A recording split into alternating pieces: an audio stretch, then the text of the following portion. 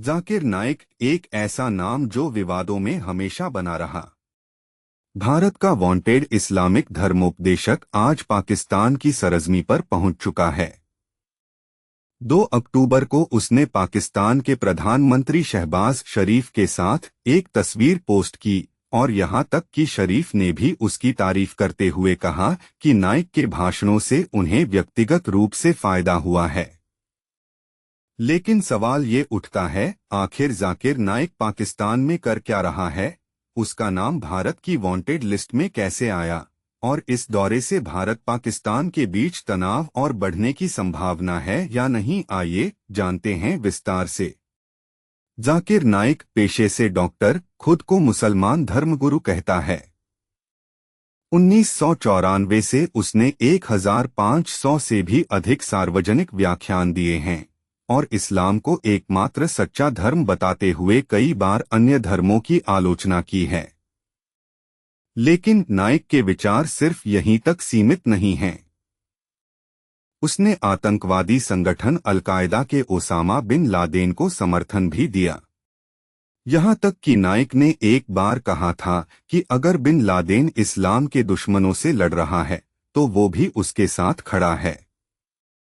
2016 में भारत से भागने के बाद नाइक मलेशिया में रह रहा है और भारत की एजेंसियों जैसे NIA और ED उसे तलाश रही हैं।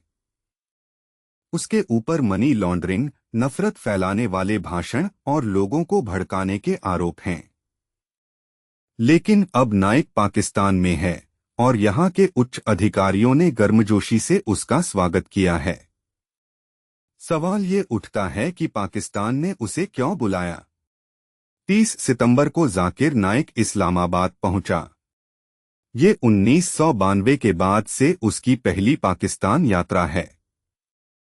पाकिस्तान के धार्मिक मामलों के मंत्रालय और शीर्ष अधिकारियों ने खुद उसका स्वागत किया।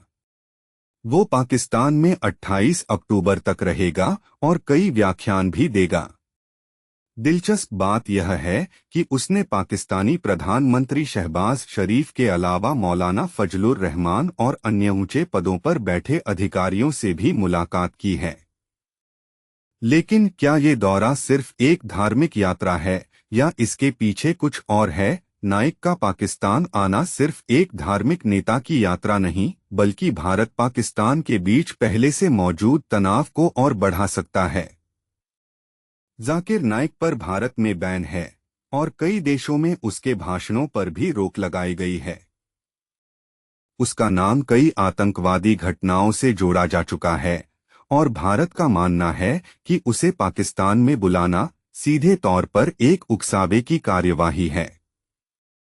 विश्लेषकों का कहना है कि जाकिर नाइक की पाकिस्तान यात्रा दोनों देशों के बीच शांति की संभावनाओं पर पानी फेर सकती है। सिंगापुर के एक थिंक टैंक से जुड़े रिसर्चर अमित रंजन का कहना है कि पाकिस्तान पहले से ही आंतरिक समस्याओं से जूझ रहा है और नाइक का स्वागत करना आग में घी डालने जैसा है। मुमकिन है कि इससे भारत और पाकिस्तान के बीच तनाव और बढ़े। इसी बीच नाइक की कुछ हरकतें भी पाकिस्तानी समाज में सवाल उठा रही हैं। हाल ही में जब उसने एक अनाथाश्रम की बच्चियों से मिलने से इनकार किया तो लोगों के मन में और भी शंकाएं पैदा हो गईं। जाकिर नाइक की इस यात्रा ने पाकिस्तान में उसके समर्थकों को जरूर उत्साहित किया होगा, लेकिन भारत के लिए यह किसी चुनौती से कम नहीं है। क्या ये दौरा दोनों देशों के रिश्तों में नई दरार डालेगा? क्या नाइक का पाकिस्तान में स्वागत भारत की सुरक्षा और राजनीति पर असर डालेगा? ये तो आने वाला समय ही बताएगा।